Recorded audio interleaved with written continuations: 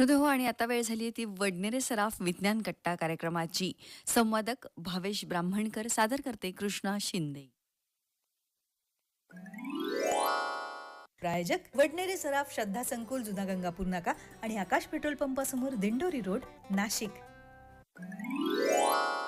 जय जवान जय किसान जय विज्ञान. नमस्कार श्रोते हो. नाशिक आकाशवाणीच्या विज्ञान कट्टा या कार्यक्रमात मी भावेश ब्राह्मणकर आपल्या सर्वांचं मनपूर्वक स्वागत करतो. पर्यावरण क्षेत्रात कृत्रिम बुद्धिमत्ता म्हणजेच आर्टिफिशियल इंटेलिजन्सचा वापर या विशेष मालिकेत आज आपण AIचा उपयोग ई कचरा व्यवस्थापनात कसा होतो यासंबंधी जाणून घेणार आहोत. आजच्या डिजिटल युगात आपण नवनवीन मोबाईल, लॅपटॉप आणि गॅजेट्सच्या प्रेमात असतो. पण तुम्ही कधी विचार केला आहे का की आपला जुना खराब झालेला मोबाईल किंवा चार्जर कुठे जातो? हा ई कचरा आज जगासमोरचं एक मोठं संकट बनलं आहे. यातली घातक रसायनं माती आणि पाणी खराब करत आहेत. पण काळजी करू नका, या कचऱ्याच्या जंजाळातून आपल्याला बाहेर काढण्यासाठी मदतीला आलं आहे आर्टिफिशियल इंटेलिजन्स म्हणजेच AI. आज आपण जाणून घेणार आहोत की हे तंत्रज्ञान आपल्या जुन्या उपकरणांचं सोनं कसं करतं आहे. ई कचऱ्यात सर्वात मोठं आव्हान असतं त्याचं वर्गीकरण करणं. एका जुन्या मोबाईलमध्ये प्लास्टिक, काच, तांबे आणि अगदी सोन्यासारखे मौल्यवान धातूही असतात. माणसाला हे हाताने वेगळं करणं कठीण आणि आरोग्यासाठी धोकादायक असतं. इथे काम करतात AI आधारित रोबोटिक आर्म्स.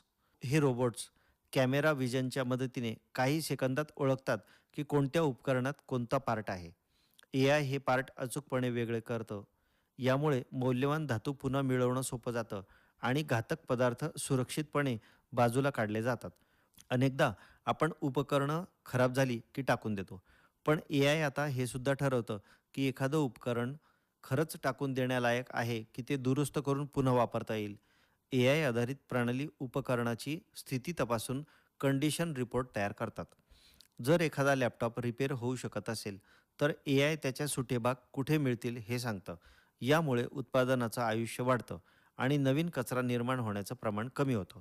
यालाच आपण विज्ञानाच्या भाषेत सर्क्युलर इकॉनॉमी म्हणतो. ई कचऱ्याचा प्रश्न मुळापासून सोडवण्यासाठी AI हे एक अत्यंत प्रभावी साधन ठरत आहे.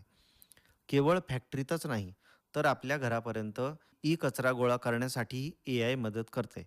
शहरात कुठे जास्त ई कचरा साचला आहे याचं मॅपिंग AI करतं. त्यावरून कचरा संकलनाच्या गाड्यांचा मार्ग ठरवला जातो. यामुळे इंधनाची बचत होते आणि कचरा साचून राहत नाही.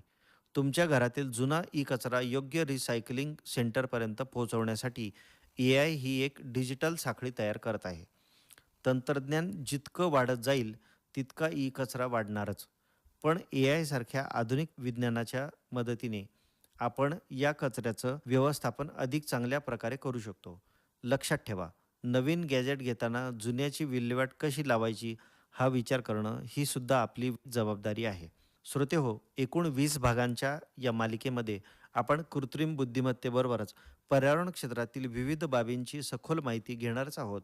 तेव्हा विज्ञान कट्टा या कार्यक्रमात उद्या पुन्हा भेटूया याच वेळी. तोपर्यंत मी भावेश ब्राह्मणकर आपल्या सर्वांचा निरोप घेतो. नमस्कार. जय जवान जय किसान जय विज्ञान.